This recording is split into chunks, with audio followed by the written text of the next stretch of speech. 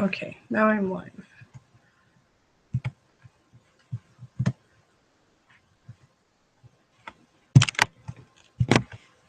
Hello, my name is Heather Friedberg, and this is my Ignite presentation. I will be doing this presentation on one of my favorite subjects, Star Wars. My emphasis will be on the science of Star Wars. I will be discussing a few of the most popular items in the Star Wars universe, ranging from Darth Vader's suit, TIE fighters, X-Wings, lightsabers, and the possible planets that resemble Star Wars planets in our universe today. Let us start with Anakin Skywalker. Could he have survived the lightsaber duel with Obi-Wan? It is plausible. The fire could have saved him from even more damage by cauterizing the veins and saving blood supply. His lungs would have had the worst damage and would have had needed constant support from some sort of respiratory system. This respiratory system helps Vader breathe.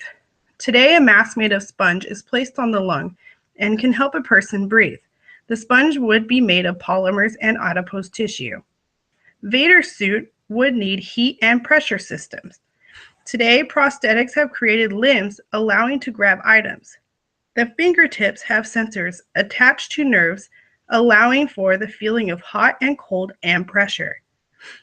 It is possible to keep the suit running with a biologically powered battery that all you have to do is pee on it and it recharges.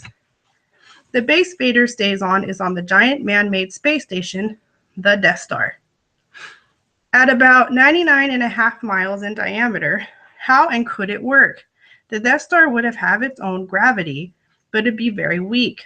Since the Death Star is not obviously spinning to create its own gravity, an internal mechanism would have been needed. The Death Star is an ambitious project by the Galactic Empire. The surface is covered in cannons and tractor beams. The super laser on the Death Star is the Empire's ultimate weapon. The super laser famously destroyed Princess Leia's home planet Alderaan. Are these lasers plausible? No. Lasers do not come together at a point that make a stronger laser to blow up a planet. The lasers would have just come right through one another, possibly hitting their own fleet of Star Destroyers. The lasers need some sort of lens for them to come together. Even if there was a lens, the lasers wouldn't be powerful enough to blow up Alderaan. It would have needed 10 to the 32nd joules of energy to blow it up. What is plausible is the TIE fighter.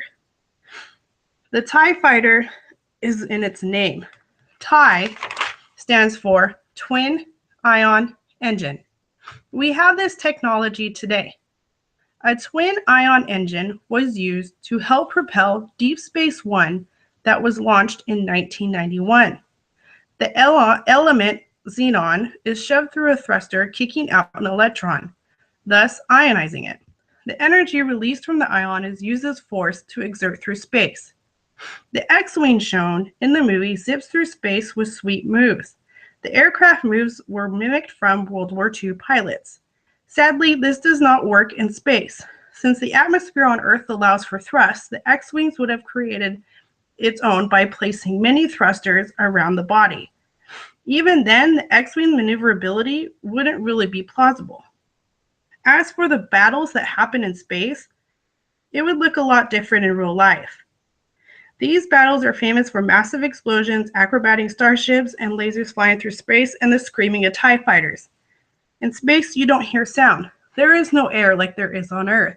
Sound needs air to vibrate. Also, fires wouldn't happen, and if they did, they'd be much smaller. Well, would lightsabers work? Kind of. It wouldn't be made of lasers. Lasers would make it look more like a flashlight battle. The lightsabers would have to be made up of plasma, the fourth state of matter. When cleaned together, the plasma would repel itself much like the lightsaber duel.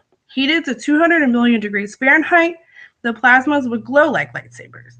The yields may be too small and might risk your arm melting off. The planets in Star Wars are not as unique as you may think.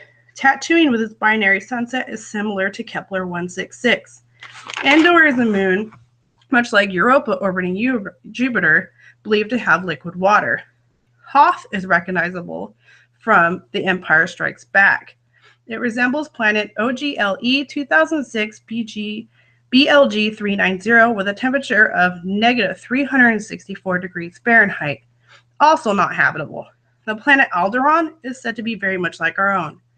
I hope my presentation didn't ruin Star Wars for you. I love science and I love fantasy. Star Wars is fun for me. Too bad it's in a galaxy far, far away that happened a long, long time ago.